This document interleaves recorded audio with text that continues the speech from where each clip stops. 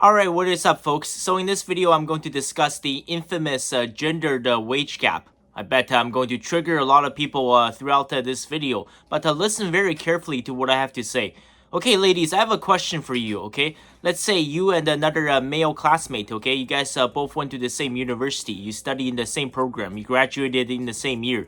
And let's say, for example, I live in Ottawa, which is the capital of Canada right now. So after your graduation, both of you were hired by the federal government, okay? Now let me ask you this, okay? What if, for the next 5 years, this guy keeps grinding away at his career? He keeps putting in 50, 60, 70 hours a week in order to climb the corporate ladder, okay? While you, in the meantime, you got married and you had 3 children with your husband, and you had to take 3 paternity leaves for the next 5 years.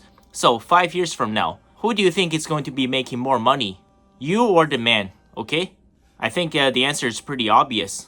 There's a reason why the gendered wage gap exists. And all of this number is complete BS propaganda made up by the media. For example, look at this storyline, okay? So back in 2018, the female employees at Google, they actually launched a lawsuit against Google for a gender-based workplace discrimination. They were citing that the men were making way more money versus the female counterparts. So Google actually did a thorough review and investigation. And the results actually found that if you group all the employees together by their work experience, by their education, and also by the number of hours they log in at work, women were actually getting paid 10% more than men. And because of this, back in 2018, Google was forced to actually pay their male employees a 9.7 million US dollar in bonuses. You can look up this storyline. How come this story has never ever made it to the mainstream media? Not even once. I wonder why that is. So, why is it that women are actually getting paid way more than men? It's very simple, okay? So in every single white-collared workplace, there's a gender quota that's put in place. But this type of gender quota only exists in the work field where over 50% of the workforce are men. For example, in fashion, where over 90% of the employees are women, there's never a gender quota to put in 50% men. So what is happening, for example, in STEM fields, in university, they keep pushing this propaganda. They say, we need more women in STEM, more women in STEM, way too many men, not enough women. Women are just not interested in engineering or technology or mathematics, okay? Gender lives in the brain. So over 90% of the graduates these schools are pumping out are almost all men. So what happens, let's say when an energy company wants to hire 50-50 for their engineers, they have a much smaller pool of women to choose from. So they're choosing women who are way less qualified for the job, and they're paying them the same salary as the men. So this is why women are actually getting paid way more than men. There are many more stories like this, just like the Google one, but unfortunately, the mainstream media will never show it. Okay, there's one thing I have to agree, okay, from the female perspective, okay? Having children will 100% sabotage your career.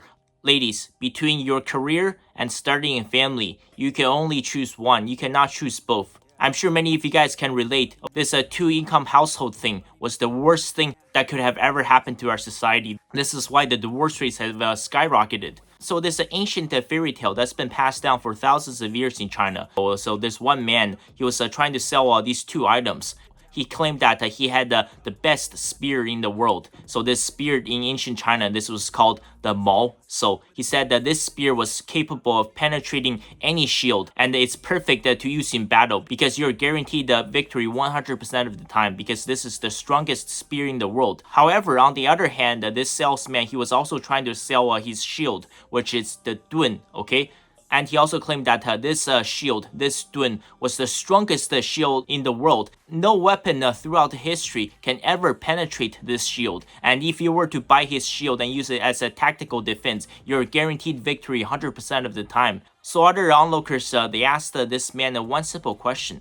So you claim that you have the strongest Mao, the strongest spear in the world, while on the other hand, you also claim that you have the strongest shield, the strongest Dun in the world.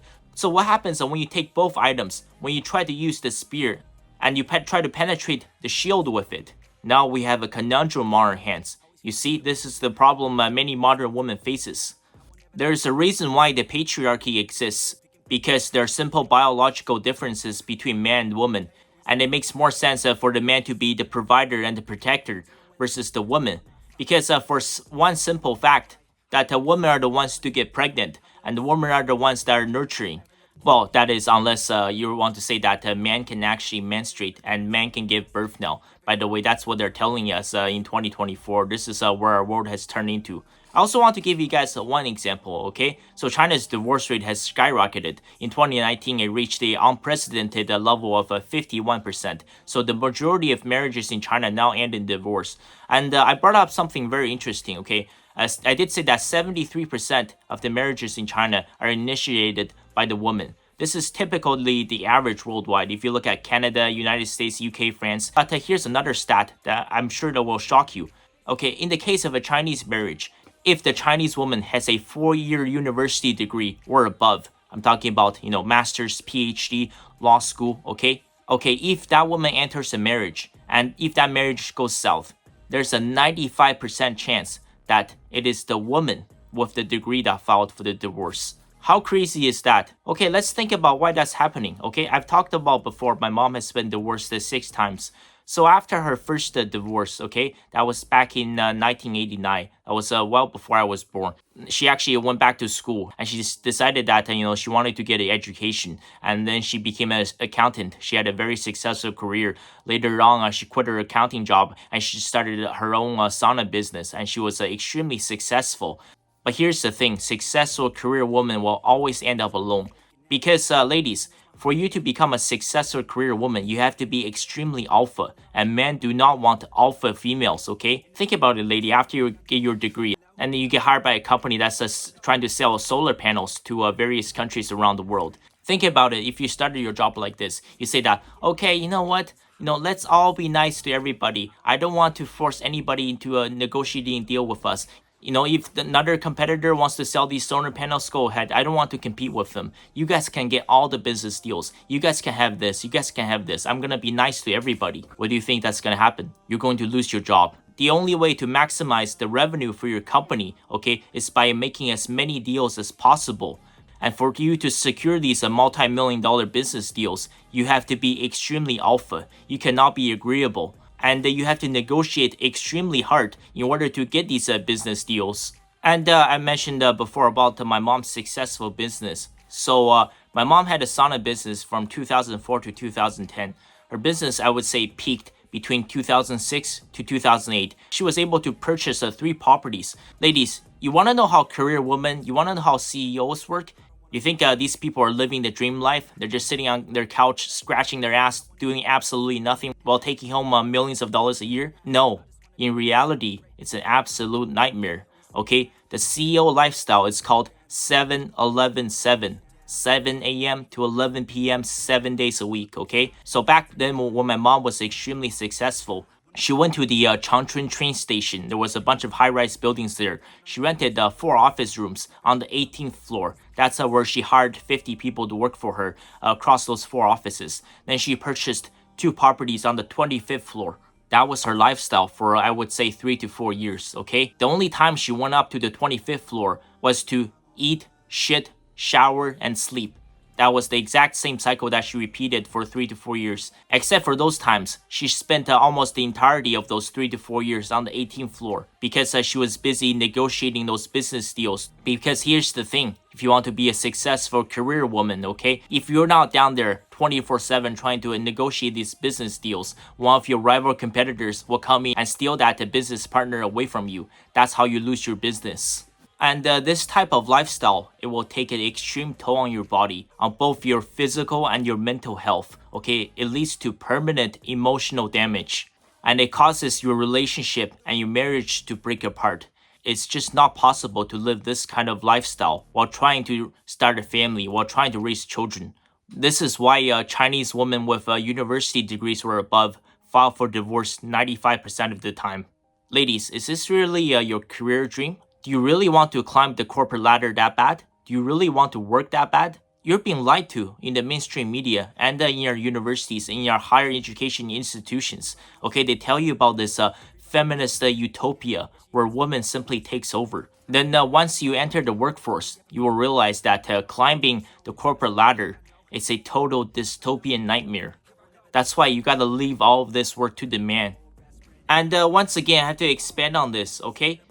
Women will never date, marry, or procreate with men who makes less money than them.